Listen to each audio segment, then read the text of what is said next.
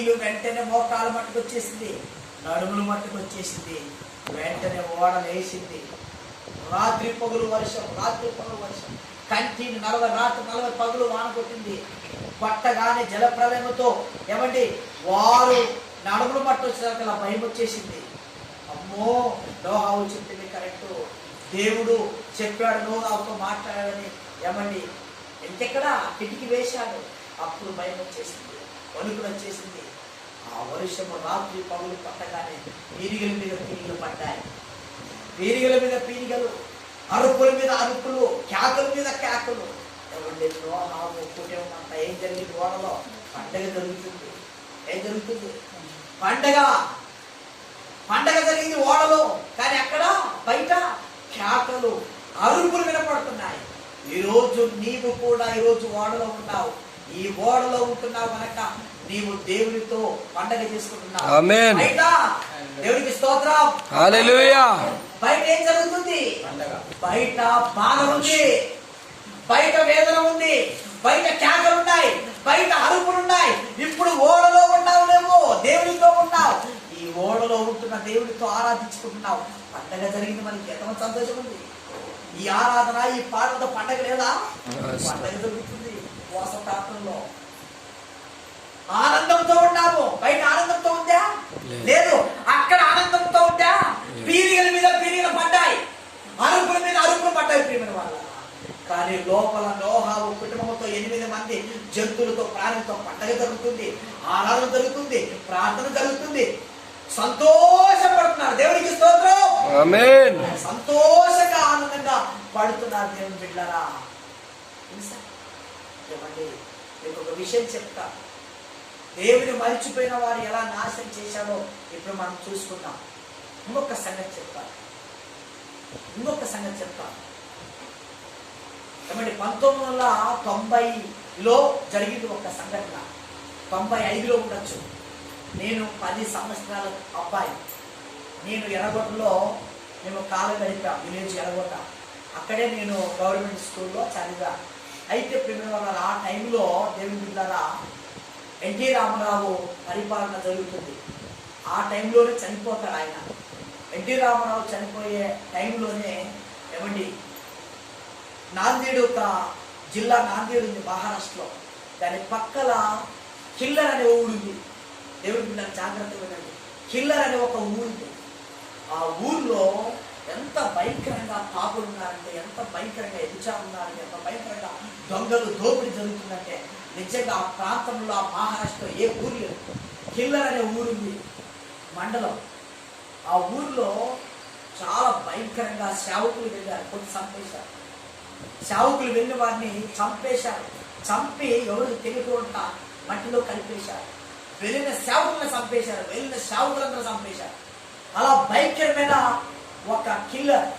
ఆ కిల్లర్ గ్రామంలో ఏమండి హైదరాబాద్ టు బొంబాయి రూట్లో వెళుతున్నప్పుడు లారీలో రాత్రిపూట వెళుతున్నప్పుడు ఆ లారీలో వీళ్ళు రాళ్ళు అడ్డం పెట్టేది.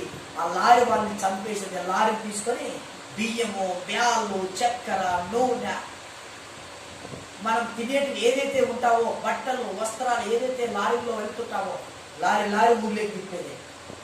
ఆ లారీలో ఊర్లోకి వెళ్ళగానే అందరూ పంచుకునేది. లారీలో పెట్రోల్ పోసి అంటేది. ఇలా భయంకరంగా జరుగుతుంది. సేవకులు పోతే సేవకులు చంపడం, సువార్తికులు పోతే సువార్తికులు చంపడం. ఏ లారీలో ప్రయాణం జరుగుతుంటే వాళ్ళందరినీ చంపేది. మళ్ళీ లారీలో ఉంటున్న బస్తాలు బ్యాళ్ళు, బియ్యము అన్ని పంచుకునేది. బంగారు, వెండి, డబ్బులు, ఆస్తులు అంతా పంచుకోవడం జరిగినది ఆ టైంలో. కానీ ఆ టైంలో నిజంగా అంత భయంకరమైన ఊరు నేను ప్రపంచంలో ఎన్నో దేశాలు తిరిగాను, ఎక్కడా లేదు. కానీ ఆ కిల్లర్ అనే ఊరు చాలా డేంజర్. అయితే 1995లో ఏమండి ఆ ఊరు ఏమంటే దేవుడికి తెలిసిపోయింది. ఆ ఊరు చేసే తప్పులు, ఆ ఊరు చేసే పాపం. దేవుడిని మర్చిపోయింది బొత్తుగా. దేవుని ఆరాధించేవారు కాదు, దేవుడి గురించి తెలుసుకునేవారు కాదు. సేవకులు చంపేశారు. దేవుడి మాట చెప్పడానికి పోతే అపమార్చారు. మర్చిపోయింది ఆ ఊరే మర్చిపోయింది. దేవుడు అంటే అసలు మన దేవుడు వద్దు అనే పరిస్థితి వచ్చేది.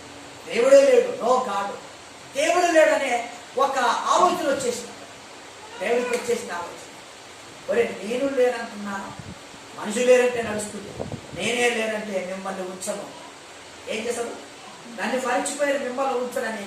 ఏమండి నిజంగా చెప్తున్నాను, ఏ కనమానం ఉంటే నాతో రాండి. ఆ ఊరిని చూడడానికి చాలా మంది వెళ్తారు. ఊరే లోపలికి పోయిందండి. ఏం పోయిందండి? ఊరే లోపలికి పోయింది. అందులో పెద్ద పెద్ద కోటలు కట్టిస్తున్నారు. కోటలు ఇళ్ళతో లోపలికి పోయారు. ఎంతో కొద్ది మంది బ్రతికారు. దాంట్లో పిల్లలు పడితే కాలు విరిగిపోయిన వాళ్ళు, చేతులు విరిగిపోయిన వాళ్ళు బయటికి తీసేస్తున్నారు. ఊరే లోపలికి వెళ్ళింది. ఊరు లోపలికి పోయిందంటే దేవునికి ఏమొచ్చేసింది? బాగా వినాలి, కోపం వచ్చేసింది. అంటే వాళ్ళు చేసిన పనులు ఎలాంటివి? వాళ్ళు చేసిన పనులు ఎలాంటివి తెలుసా? కఠినమైన పనులు చేశారు, దేవునికి వ్యతిరేకమైన పని చేశారు, దేవునికి కోపం వచ్చే పని చేశారు. అందుకే ఆయనకు కోపం వచ్చేసింది. ఊరే లోపలికి పోయింది. నేను ఎప్పుడైతే 18-20 సంవత్సరాలలో నేను వివాహం చేసిన తర్వాత ప్రభుని అంగీకరించాను. సేవ కొరకు కర్ణాటక ప్రాంతానికి వెళ్ళాను. గుల్బర్గలో నేను కొన్ని రోజులు సేవ చేశాను. అక్కడ నేను బైబుల్ ట్రైనింగ్ చేశాను. బాప్టిస్ట్ సంఘంలో, మరి మిషన్ ఇండియాలో ఇలాంటి ఒక 4-5 సంవత్సరాలు, బెంగళూరులో 2 సంవత్సరాలు, మరి గుల్బర్గలో 2 సంవత్సరాలు ట్రైనింగ్ చేసినప్పుడు అక్కడ ట్రైనింగ్ అంతా అయిపోయిన తర్వాత వల్ల వెంటనే ఆ కిల్లర్కి వెళ్ళాను. ఏం జరిగిందని ఆ కిల్లర్కి వెళ్ళాను. ఆ కిల్లర్కి వెళ్ళినప్పుడు నిజంగా అక్కడ చూశాను. ఊరి లోపలికి వెళ్ళింది. వాళ్ళు మిగిలిన వారు కొంతమంది బయటకు వచ్చి కట్టుకున్నారు. బయటకు వచ్చి కట్టుకున్నారు. మేము చూడడానికి, చాలా మంది చూడడానికి వెళ్తారు కదా, ఊరు లోపలికి వెళ్ళినట్టే కదా, భూకంపం వచ్చినట్టే మళ్ళీ చూడడానికి వెళ్తారు కదా, వెళ్తారు. మేము వెళ్ళాము, చాలా మంది జీప్ కారు తీసుకొని అంత పాస్టర్ కూడా వెళ్ళాం. నిజము కారు చూసుకుంటామని అంత కారు దూరం ఆపి చూసామంటే చెక్కలు, ఇండ్లు, ఎముకలు, మనిషి ఎముకలు, మనిషి బుర్రలు అక్కడ ఇరకబడ్డాయి. అనేక పీడిగల్ని ఆదావి జేసితో ముంచారు, మట్టితో కట్టారు. దేవునికి కోపం వచ్చేసింది. ఏమొచ్చేసింది? దేవుడి కోపం వచ్చింది. మరిచిపోయావా? ప్రమాదం. దేవుని మరచువారా? మిమ్మల్ని ఏం చేస్తాను? చేయించి వేస్తానన్నాడు. ఎంత ప్రేమమయుడో యేసుక్రీస్తు, ఎంత మంచోడో. కొడితే కొట్టించుకున్నాడు, ఊస్తే ఊహించుకున్నాడు, కొట్టేవారికి చప్పలిచ్చారు, కొట్టేవారికి వీపులు ఇచ్చారు. అంతా ప్రేమమయుడికే కోపం చేసిందంటే ఏమంటే మనం కూడా మరిచిపోతాం. మనల్ని కూడా చేసి వేస్తాం. మరిచిపోయిన వారి గురించి మనం జ్ఞాపకం చేసుకుంటాం. మరిచిపోయారు కనుక లేపేశాడు. దేవుని మరిచిపోయారు కనుక లేపేశాడు. ఈరోజు ఎంతమంది మర్చిపోలేదు? సంఘానికి ఆదివారం వస్తారంటే మిగతా దినాలల్లో వాళ్ళే ఉంటుంది ఆట. ఆదివారం మాత్రమే సంఘాలలో కనపడతారు. మీరు లేదేమో కానీ దేవుని స్తోత్రం. కానీ మిగతా సంఘాలు ఎలా ఉంటున్నామంటే ఆదివారం మాత్రం వాళ్ళు కంటి కనపడతారు. మిగతా 6-7 రోజులు వాళ్ళు ఎంజాయ్ చేస్తారు. దేవుడి కొరకు బ్రతికే వాళ్ళు కాదు, దేవుడి కోసం జీవించేవారు కాదు. అలాంటి వారు భూమికి బరువు, భూమి మీద పెట్టుకోడు. ఎర్మియా గ్రంథం చూడండి, భూమి ఎంత బాగుపడుతుందట. 12-14 వచ్చినాం. ఎర్మియా గ్రంథం చదవండి. ఎర్మియా రాసిన గ్రంథం ప్రవక్తతో పలికిస్తున్నాడు. దేవుడి బిడ్డలారా జాగ్రత్తగా విందాం. 12-14 వచ్చినాం.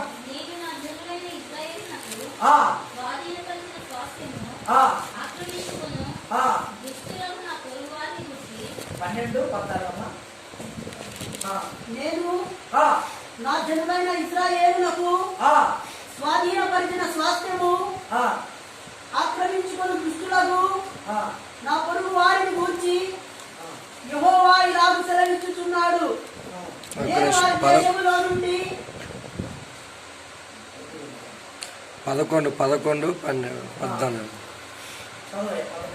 కావున నీవు ఈ ప్రజల నిమిత్తము ప్రార్థన చేయకుము, వారి నిమిత్తము మొరపెట్టకుము, ప్రార్థన చేయకుము. వారు తమ కీడును బట్టి నాకు మొరపెట్టినప్పుడు నేను వినను. ఏమంటున్నాడు? నేను వినను. ఇంకొక మంచి మాట ఉంది. మంచి మాట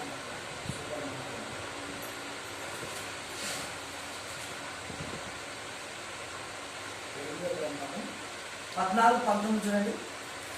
ఎనిమిది గ్రంథము 14-19. నీవు యూదాను బుద్ధిగా విసర్జించితివా? సియోను 14-19 వచ్చిన ఎనిమిది గ్రంథం చదువు.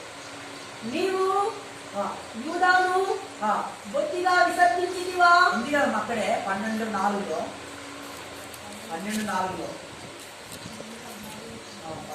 12:4 భూమి ఎన్నాళ్ళు దుఃఖింపబడుతుంది, దేశం అంతటిలోనే ఎండిపోవును. ఎన్నాళ్ళు దుఃఖపడుతుంది, ఎన్ని రోజులు. భూమి మీద పండే పదార్థాలను మనం వాడుకుంటున్నాం, తింటున్నాం, అనుభవిస్తున్నాం. దేవుడి కోసం బ్రతక, దేవుడి కోసం జీవించక భూమి బాధపడుతుందండి. భూమి కూడా బాధపడుతుందా? అవునండి. దేవుదూత, ఒక దూత భూమి బాధపడుతుందండి. ప్రకృతి బాధపడుతుంది. నువ్వు తింటున్న పదార్థాలు కూడా బాధపడతాయి. కానీ దేవుడి కోసం బ్రతకకపోతే, బ్రతికితే బాధలే, సంతోషపడతాయి. తిను తిను తిను అంటాయి. మేక తింటావా, కోడి తింటావా, గుడ్డు తింటావా, తినే. కానీ దేవుడి కోసం బ్రతక. దేవుని మర్చిపోయావా, ఇదిగో మాకు కూడా దుఃఖం. కాబట్టి దేవుని మర్చిపోతే మనకు కూడా, వాటికి కూడా దుఃఖం ఉందంట. మాకు దుఃఖం ఉంది. దేవుని మర్చిపోవద్దు. మర్చిపోయిన వారి గురించి మనం మాట్లాడుతున్నాం. దేవుడిని మనం మర్చిపోయామా, ప్రమాదంలో వచ్చిపోయామా. మర్చిపోయిన వాడికి ఏమైంది? నీళ్లతో నాశనం చేశాడు. అక్కడ చల్ల నీటితో నాశనం చేశాడు. మళ్ళా రాను రాను స్టెప్ మార్చుతున్నాడు. ఆయన బుద్ధి రావడం లేదు. ఏం మార్చాడు? అగ్ని గంధకములతో నాశనం చేయాలనుకుంటున్నాడు. స్టెప్ మార్చాడండి. కనీసం నీళ్ళకైనా మారలేదు.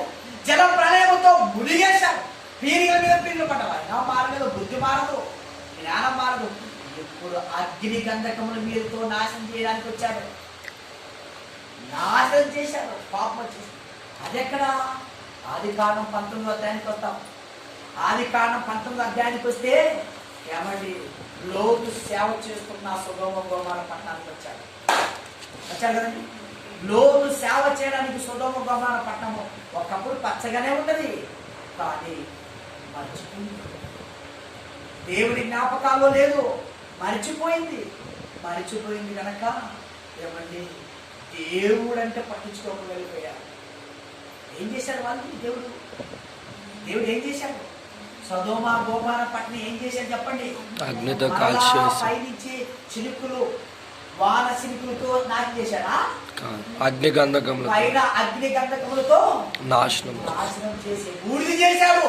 బూడిద చేసే కోపం వచ్చిందంటే మనిషి చేసిన పాపం అంటూ. బూడిద చేసే ఎవరైనా అంటుకుంటే మనం ఏం చేస్తాం? వెంటనే గోరం పట్టు నీళ్ళు చదువుతాం. మా అంటుకుంటాం, అంత కనికరం వస్తాం మనకి. మళ్ళీ దేవుడికి అంత బూడిద చేశాడు. బూడిద చేయవలసిన పరిస్థితికి ఏంటికి వచ్చింది? ఆయనకు దేవునికి లోబడలేదు. దేవుని కోపము రగులుకొని అంత పాపం, బాధ కలిగింది. అక్కడ 6వ అధ్యాయంలో కనుక్కున్నాం. పిల్లల్ని నొప్పి కలిగించారంట. భూమి మీద ఉంటున్న నరులు దేవుడికి నొప్పి కలిగించి తల్లి చేశారంట. అందుకే జల ప్రళయంతో నాశనం చేశారు. మళ్ళీ ఇక్కడికి స్టెప్ మార్చాడు. ఏ స్టెప్? అగ్నితో నాశనం చేశారు. అగ్ని ఇప్పుడు ఒక మీద పడితే బాగుంటుంది, ఊడిదైపోయారు. గడ్డి మనకు కూడా మనసులు ఇప్పుడు చుక్క నీటి చుక్క దొరకదు. శాపం వచ్చేసింది ఆ దేశానికి. సొదొమ గొమొర్రా పట్టణాలు 2 పట్టణాలు అవి, ఒకటే ఊరు కాదు. ఎన్ని పట్టణాలు? కర్నూలు లాంటి ఊర్లు 2 ఊర్ల మంది నాశనం అయిపోయారంట. 2 ఊర్ల మంది పాపము చేశారు. అక్కడ ఎంతమంది నీతిమంతులు? 4. ఆయన మర్చిపోయింది. అందుకు పాపం వచ్చేసింది. ఆయన లోతు బయటకు వచ్చాయి. ఏంటి తల్లి? బయటకు వచ్చాయి, వద్దు, అక్కడ ఉండకూడదు. నా కోపం వచ్చేసింది, మిమ్మల్ని ఒకటి కాపాడుతాను, మీరు అక్కడి నుంచి వదిలి బయటకు రండి. ఇదిగో నేను ఆ పట్టణాన్ని నాశనం చేయబోతున్నాను. ఏం చేయబోతున్నాను? నేను నాశనం చేయబోతున్నాను. ఏంటి ప్రభా? నీళ్ళతో, జలప్రళయంతో నాశనం చేస్తున్నాను. లేదు లేదు లేదు, అగ్ని పడాలా మీద. అగ్గి నిప్పు పట్టుకుంటే ఎంత నొప్పి ఉంటుందో అంత నొప్పి కలిగించాను నాకు. అందుకే అగ్ని నిప్పులతో అగ్ని గంధకములతో బూడిద చేస్తాను. ముట్టుకుంటే బూడిద కావాలి, బూడిద కనపడాలి. ఇది చరిత్రలో ముద్రపడాలి. రాబోయే దినాల్లో కూడా గుర్తుది, రాబోయే దినాల్లో కూడా బుద్ధి రావాలంటే ఇది చేయాలి మీరు. అందుకే నువ్వు కాలి చేయి, కాలి చేయి. దేవుడితో వీళ్ళు వచ్చారు, లోతు ఇంటికి వచ్చారు. ఏ ఇంటికి పోవచ్చు? ఏ ఇంటికి వెళ్ళలేదు. లోతున్న ఇంటికి వెళ్ళారు. నీటి మందులు ఉంటే వాళ్ళ ఇంటికే వెళ్తారు. అక్కడికి వెళ్ళారు. ప్రయాణం చేయి, బయటికి టైం లేదు, వేస్ట్ చేయదు, వెళ్ళిపోవాలి. వెంటనే బిడ్డలు తోడుకున్నారు, భార్య తోడుకున్నారు. ఉన్న ఆస్తి అక్కడే వదిలేశారు, ఉన్న ఆస్తి అంతా అక్కడే వదిలేశారు. అన్ని వదిలేసుకొని వెంటనే బయలుదేరారు. అంటే లోతు భార్య ఉపశమనమైన ఆ సబ్జెక్ట్ అయిపోతూ తర్వాత వచ్చినప్పుడు చూస్తున్నాం. వెంటనే వెళుతున్నాగానే ఇద్దరు బిడ్డలు తండ్రి ఏమైతే వెంటనే అక్కడ లోతు వారు నివసిస్తున్న పట్టణాలు ఊరికి చేశారు. పట్టణాలు యా 50 మందితో కాపాడుతున్నా ఏమన్నా 50 మందిని అడిగారు. 50 మంది ఉంటే కాపాడతారా దేవుడు? నిజంగా 50 మంది ఉంటే కాపాడు. 50 మంది కూడా లేరు. ఊరల్లో 2 పట్టణాలకు వెళ్ళిపోయాడు. 2 పట్టణాలు వెతికాడు. లేదు అయ్యా 40 మంది ఉంటే కాపాడుతుంది, 50 మంది ఉంటే కాపాడు. పో మళ్ళా తిరిగాడు. 2 పట్టణాలు వెతికాడు. ఎంతమంది వచ్చారు? దేవుడు ఎంత మంచి అన్ని అవకాశాలు ఇచ్చాడండి. అయ్యా 30 మంది ఉంటే పంపిస్తారు పట్టణాలు. మళ్ళా అంతా తిరిగాడు. ఒక్కడు లేడు. రండి దేవుడి వైపు రండి. 5 మంది ఉంటే కూడా కాపాడతారండి. ఒక్కడు లేడు. మళ్ళా వచ్చారు, 20 మంది వచ్చారు, 10 మంది వచ్చారు. 10 మంది కూడా లేదండి. ఎందుకు వస్తున్నారు? 10 మంది లేరు కనుక నేను ఎందుకు ఉంచాలి 2 పట్టణాలని? 2 పట్టణాలంతా వెతికితే కూడా 10 మంది లేరు. అయితే కాల్చి ఇంకా మాట్లాడడానికి ఈయనకే పని, మాట రాదు. ఇప్పుడు రోజు వస్తుందా మాట? ఇంకేం అడ్డాడు గారు అవకాశాలు ఇచ్చాడు. ఇప్పుడు మిమ్మల్ని బట్టి పట్టణాలు కాపాడుతున్నాడు. దేవుడికి స్తోత్రం చెప్తాం. హల్లెలూయా. మిమ్మల్ని బట్టి దేవుడు కాపాడుతున్నాడు. 10 మంది కాదు, 20 మంది కాదు, 30 మంది కాదు, 50 మంది ఇచ్చాడు దేవుడు. దేవుడికి స్తోత్రం. ఏమి ఇచ్చినా ఉన్నాము తెచ్చుకోలేదు. ఏంటయ్యా సంఘాలు ఎన్ని బట్టే? జీవం లేని సంఘాలు. ఏమే జీవం లేని సంఘాలు. గిన్నెలు తినే సంఘాలు. మంచి ఆదివారం మాంసం తింటారు, మంచి తిని అన్ని రెడీ చేసి చర్చిపోయి మూగ జీవాలక తాళాలు పెట్టేస్తారు. ఏం జీవాలు? మూగ జీవాలు. గంగెద్దులు ఇద్దరు ఎద్దులు పట్టుకుని వస్తారు. ఆడది ఆవు ఒక ఎద్దు పట్టుకొని మా వాళ్ళు చేసుకుంటామంటే కనకాయ ఉంటుంది. వల్ల వల్ల వల్ల బిడ్డ నువ్వు చేసుకుంటే నన్ను వల్ల తర్వాత ఒప్పుకుంటుంది. ఒప్పుకుంటే వెంటనే ఆడిపోతే చెప్పండి ఆ ఆవు ఎద్దు దగ్గరికి పోతుంది. ఆ ఎద్దులేనా చెప్పిన మాట వింటారు కానీ మనుషులు ఎద్దేలా అవుతుంది, ఆవైనా అవుతుంది, మనుషులు వినరు. ఆ ఎద్దులాగా ఊపే వాళ్ళే కానీ పాటించే వాళ్ళు అలాంటి సంఘాలు. ఆత్మీయ సంఘం లేదు, జీవమైన పాఠం లేదు, ప్రార్థన లేదు, ఆరాధన లేదు. వేరనుకుంటే మేము 10 మంది ఉండమంటే 10 మంది చాలా 10 మంది చాలా దేవుడు. ప్రభు ఏం చెప్పాడు? 10 మంది వెళ్తారు పనులు, అందరూ వెళ్ళారు. ప్రవ్వా ప్రవ్వా అన్నవారు ఆయనే చెప్పాడు. నేను మళ్ళీ చెప్తుంటాను. ఆయనే సర్టిఫికెట్ ఇచ్చాడు. ఒట్టి ప్రవ్వా ప్రవ్వా ప్రవ్వా ప్రవ్వా బువ్వా బువ్వా ప్రవ్వా ప్రవ్వా బువ్వా వదిలేవాళ్ళు. ఏం తినేవాళ్ళు? బొ కోసం వచ్చేవాళ్ళు, అన్నం కోసం వచ్చేవాళ్ళు. దేవుని బిడ్డారా, ఈరోజు మీరు దేవుని మర్చిపోతే ఏం జరిగిందో మీరు విన్నారు. అందుకే పాపం వచ్చేసింది. ఆత్మీయ గంధకములు కూడా అగ్ని గంధకములతో బూడిద చేశాడు. బూడిది అదృష్టం చేశాడు. లోతు వెంటనే బయటకు వచ్చాడు. రాకపోకుంటే చాలా కష్టమైంది. బిడ్డలు కూడా ఎంగేజ్మెంట్ అయింది అక్కడే. తెలుసా మీకు? ఎంగేజ్మెంట్ అయింది అక్కడికే. పెళ్లి కోటే ఉంది అక్కడ. అక్కడ ఉంది చూడు, కూతుర్లు అల్లుళ్ళు అని ఉంది అక్కడ. అంటే అల్లుళ్ళు అంటే ఎంగేజ్మెంట్ అయిపోయింది, పెళ్ళిపోతే ఉంది. ఒకవేళ వాళ్ళైనా వస్తారేమో అని అడుగుతున్నారు, రండి రాదన్నారు, రాలేదు వీళ్ళు. కూతురుతో వచ్చారు, బయటకు వచ్చేసారు. అలాంటి ప్రమాదంలో చిక్కుకున్న సొదొమ గొమొర్రా పట్టణం బ్రతుకు బూడిదైపోయింది. మరిచిపోయిన వారిని వెనకని జ్ఞాపం చేసుకుంటే నాశనం చేశాడు. జలప్రళయం దగ్గరికి వెళితే, నోహా కాలానికి వెళితే అక్కడ నాశనం చేశాడు. అక్కడ ఇంకొక సంఘటన ఉంది దేవుడి, అక్కడ ఇంకొక సంఘటన ఉంది. జల ప్రళయంతో నాశనం చేస్తున్నాడు అంటే పాపము చేసి దేవునికి దూరం అయిపోయి దేవుని మరిచిపోయాడు.